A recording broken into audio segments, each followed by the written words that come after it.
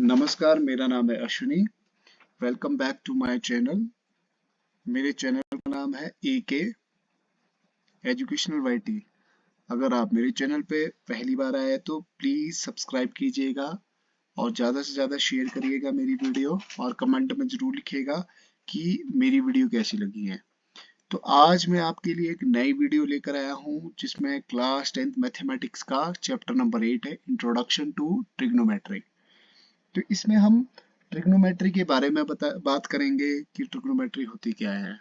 तो basically trigonometry हम देखें तो हम सबसे पहले राइट एंगल ट्राइंगल की बात करते हैं। तो राइट एंगल ट्राइंगल जो होता है वो तो आपको सभी को पता होगा, क्योंकि 5th स्टैंडर्ड से लेकर आप राइट एंगल ट्राइंगल के बारे में पढ़ रहे होते हैं।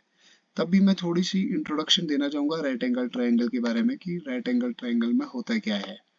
ध्यान से देखिएगा राइट एंगल ट्राइंगल को। तो मैंने यहाँ राइट एंगल ट्राइंगल बनाया है। तो आपको पता है कि राइट एंगल ट्राइंगल का मतलब है कि जिसमें एक एंगल जो है 90 डिग्री का होता है। तो इसमें एक चीज क्या होती है कि जो सम होता है दो एंगल्स का, जैसे कि ये वाला एंगल और ये वाला एंगल जो है, मैं अगर नाम लिखूं इसका A and B and C, तो एंगल A और C जो है उसका सम इसके थर्ड एंगल के बराबर होता है। कैसे? क्योंकि ये पहले ही 90 डिग्री है, isn't it? अगर मानो ये 30 डिग्री है तो ये वाला कितना होना चाहिए? 60 डिग्री। तो देखिए कि जो सम है 60 प्लस 30 इज इक्वल टू 90 और 90, एक तो ये प्रॉपर्टी होती है इसकी राइट एंगल ट्राइंगल की। तो दूसरी प्रॉपर्टी क्या होती है वो भी देख लेते हैं कि जो इसकी साइड्स होती हैं, जो आपकी लॉन्गेस्ट साइड है उसका सम जो है वो किसके बराबर होती है? दो ट्राइंगल के स्क्वायर के सम के बराबर होती है, जैसे कि हम पाइथागोरस की बात करते थे पाइथागोरस थ्योरम में। ठीक है। तो अभी क्या है कि इसमें हम सबसे पहले क्या देखते हैं कि हाइपोटेन्यूज और बेस और परपेंडिकुलर होता है। इसमें तीन चीजें होती हैं, एक हाइपोटेन्यूज और दूसरा आपका बेस, तीसरा आपका परपेंडिकुलर। ठीक है, मैं यहाँ एच बी और पी से ही नोटेशन कर रहा हूँ। तो आप समझ जाइएगा कि एच का मतलब हाइपोटेन्यूज है, बी का मतलब बेस है, पी का मतलब परपेंडिकुलर है। तो अब क्या होता है कि यहाँ हमारे को कंफ्यूजन होता है कि भाई हाइपोटेन्यूज कौन सा है। तो ये तो सभी को पता होता है कि लॉन्गेस्ट साइड जो है वो हाइपोटेन्यूज होती है। क्लियर है? अब बेस और परपेंडिकुलर में थोड़ा सा कंफ्यूजन होता है कि बेस क्या होता है और परपेंडिकुलर क्या होता है। तो जो बेस होता है वो जहां आपका स्मॉल एंगल होता है, स्मॉल एंगल में अभी बोल चुका था कि अगर ये 60 डिग्री है तो ये कितना होगा? 30 डिग्री। तो इस ट्रायंगल में सबसे स्मॉलेस्ट एंगल कौन सा है? 30 डिग्री है। तो हमेशा स्मॉलेस्ट एंगल बेस और हाइपोटेन्यूज के बीच ही बनता है। ध्यान रहे कि जो आपका स्मॉल एंगल है वो बेस और हाइपोटेन्यूज के बीच ही बनता है। तो अपोजिट साइड एक बच जाती है, वो होती है परपेंडिकुलर। बस सिंपल सी बात है इसमें कि बेस और हाइपोटेन्यूज को कैसे हम आइडेंटिफाई करते हैं। जो स्मॉलेस्ट एंगल है वो हमेशा हाइपोटेन्यूज और बेस के बीच बनता है। क्लियर है? तो अभी नेक्स्ट चलते हैं अपनी ट्रिग्नोमेट्री पे। तो ट्रिग्नोमेट्री जो है, ट्रिग्नोमेट्री में रेशियोज की बात करते हैं। ट्रिग्नोमेट्रिक रेशियोज, ट्रिग्नोमेट्रिक रेशियोज जो है, तो देखिए ट्रिग्नोमेट्री जो रेशियो है तो शायद आपको पता भी होगा। अगर आपको नहीं बेसिक नॉलेज है तो मैं आपको बता देता हूँ। पहला को क्या होता है? साइन। क्लियर है? पहला होता है साइन। तो साइन जो है, अभी देखिए इसके साथ या तो क्या है आपका थीटा लगा होगा, या एंगल ए भी लगा होगा, या बी भी, सॉरी सी भी, या कुछ भी हो सकता है। क्लियर है? उसके बारे में भी हम बात करेंगे। सेकंड नंबर पे कॉस, अगर मैं ए ले रहा हूं तो ए लूंगा मैं यहाँ पर। ठीक है। नंबर 3 जो है फिर आपका टेन, यहाँ टेन में भी मैं ए लूंगा, टेन में भी मैं यहाँ ए लूंगा। और नंबर 4 में कॉट, कॉट में भी मैं ए लूंगा। और fifth one is secant, secant में भी ए लूंगा।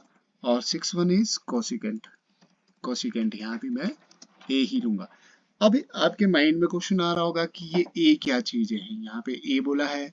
अभी देखिए मैंने आपको बोला था स्मॉल एंगल जो है वो ही ये आपका ट्रिग्नोमेट्री रेशियो के साथ साइन ए, जैसे कि हो सकता है साइन की जगह ए की जगह थीटा हो, क्योंकि अभी हमारे पास क्या है कि ए पे स्मॉल एंगल, तो इसलिए हमने क्या बोला, साइन ए बोला है। आगे भी देखेंगे हम, इसको ही रोटेट करके देखेंगे, हम यहीं पे अंडरस्टैंड करने की कोशिश करेंगे। या साइन थीटा ए की जगह नहीं तो थीटा भी दिया हो सकता है यहाँ पे फाई दिया होगा, अब हो सकता है बीटा दिया हो सकता है अल्फा दिया हो।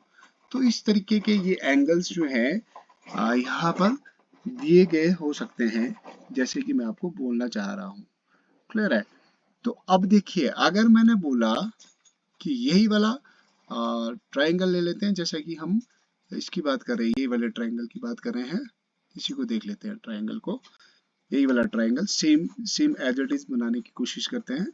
अभी मैं आपको एक चीज क्लियर करने की कोशिश कर रहा हूँ यहाँ पर, कि हमने ट्रायंगल बनाया और जो ट्रायंगल है उसके नेम हम सेम रख लेते हैं। ध्यान रहे, आगे क्वेश्चन जो हो गए इसके बेस्ड, तो आप उसको सॉल्व कर पाएंगे। क्लियर है? तो आप अगर +1 में देखिए फिजिक्स में समस्या आती है, तो ये भी आपके लिए बहुत हेल्पफुल होने वाला है, वहाँ के लिए भी। तो अगर मैं यहाँ बी लिख लूँ और मैं यहाँ क्या लिख लूँ, सी, जैसे कि हमने पहले से ABC लिखा था ट्राइंगल का नेम। अब मैंने क्या किया कि जो स्मॉल एंगल है वो मैंने चेंज कर दिया हुआ है, पहले ए पे था, अब मैंने उसको सी पे कर लिया है। तो देखिए ध्यान से कि ये हाइपोटेन्यूज है, तो आप बताइए कि बेस क्या होगा। अगर आप सही याद रखा होगा तो ऑब्वियस सी बात है, बिल्कुल सही होगा कि आपका बेस ये वाला है BC। क्यों? क्योंकि हाइपोटेन्यूज और बेस के बीच ही स्मॉल एंगल, तो ये क्या बन गया, P बन गया है, परपेंडिकुलर। ठीक है? तो इस केस में हम क्या बोलेंगे, अगर हम यहाँ एंगल ए ले रहे थे तो हम यहाँ क्या बोलेंगे, इसको एंगल सी बोल देंगे हम इसको। क्लियर है? इसी केस को हम क्या बोलेंगे, एंगल सी बोलेगा अब हम इसको, साइन सी। तो इसको क्या बोलेगा, हम साइन सी बोलेंगे, साइन सी। क्लियर है? तो आई थिंक आपको ये क्लियर हो गया होगा यहाँ पर कि हमने अगर एंगल स्मॉल एंगल फाइंड किया है तो हम उसको इजीली फाइंड कर सकते हैं बेस और हाइपोटेन्यूज।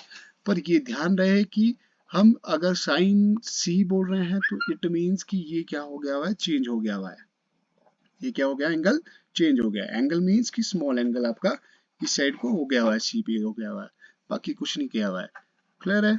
तो ये थोड़ी सी जानकारी थी, तो शायद आपको ये तो पता होगा कि हम किस तरीके से ट्रिग्नोमेट्री का रेशियो जो है फाइंड करते हैं। तो ये तो मैक्सिमम पता था, अगर नए हैं आप तो आपको शायद नहीं पता होगा। तो पंडित बद्री प्रसाद हर हर भोले, हर हर भोले,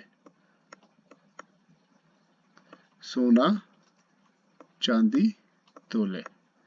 तो मैंने ये इस तरीके से किया है। तो यहाँ देखिए P अपॉन H मतलब परपेंडिकुलर अपॉन हाइपोटेन्यूज साइन के बराबर होता है, S का मतलब हुआ sine, at B upon H base upon hypotenuse, ये क्या हुआ, कॉस। ठीक है? यहाँ पे थीटा भी हो सकता है, ए भी हो सकता है, कुछ भी हो सकता है। यहाँ पर एंगल वो क्या है, स्मॉल एंगल है ना?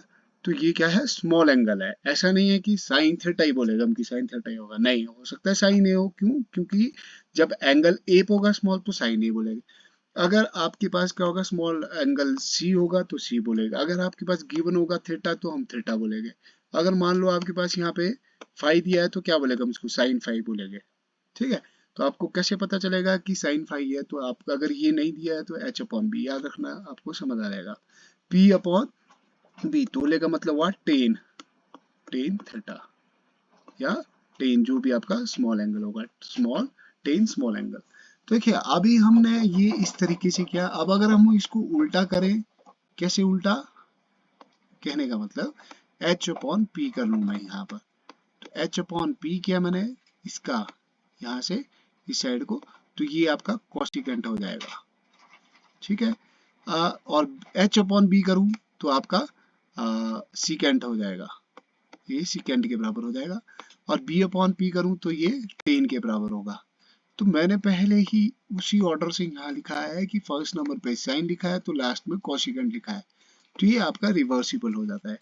कॉस जो है आपका सीकेंट का उल्टा होता है, टेन आपका कॉट के उल्टा होता है। तो रिवर्सिबल का मतलब है कि अगर साइन लिखूं मैं तो वो किसके बराबर होगा, कॉस के बराबर। पर कॉस हमेशा ऐसा नहीं होगा कि कॉस साइन के बराबर होगा, तो वो किसके बराबर होगा, 1/साइन के बराबर हो जाएगा। ठीक है, इसको भी हम डिटेल में पढ़ेंगे कि ये ऐसा क्यों लिखा है, क्योंकि रेसिप्रोकल है ये के हिसाब से। कॉस जो है 1/1 कितना हो जाएगा, सेकेंड के बराबर हो जाएगा, 1/सेकेंड। अभी आप बस यही याद रखिए कि इनको ऑर्डर में याद करिएगा और ऐसे देखिएगा कि ये आपस में इस तरीके से रेसिप्रोकल, और ये वाला फॉर्मूला याद रखिए। याद करने वाली ट्रिक जो है इसको भी याद कर सकते हैं आप। क्लियर है। और टेन और कॉट में थोड़ा सा कॉम्प्लिकेशन रहता है, उसको भी हम देखेंगे जब हम इसको पूरी तरीके से अंडरस्टैंड कर पाएंगे। तो नेक्स्ट वीडियो में मैं आपको जरूर यहाँ पर कुछ एक फॉर्मूलेज को इलेबरेट करने की कोशिश करूंगा, और साथ ही 8.1 जो है, 8.1 जो एक्सरसाइज है उसको भी मैं आपको करवाऊंगा कि उसको कैसे सॉल्व करते हैं। और जो छोटे मोटे बेसिक्स जो फिजिक्स के लिए इस्तेमाल होने वाली चीज़ें हैं कि फिजिक्स में थोड़ा सा दिक्कत होती है, तो उसको भी हम यहाँ पे सॉल्व करेंगे। तो मेरी वीडियो जरूर देखिएगा। अगर आपको मेरी वीडियो अच्छी लगे तो कमेंट बॉक्स में जरूर लिखिएगा कि आपको मेरी वीडियो कैसी लगी। और नेक्स्ट वीडियो में मिलते हैं।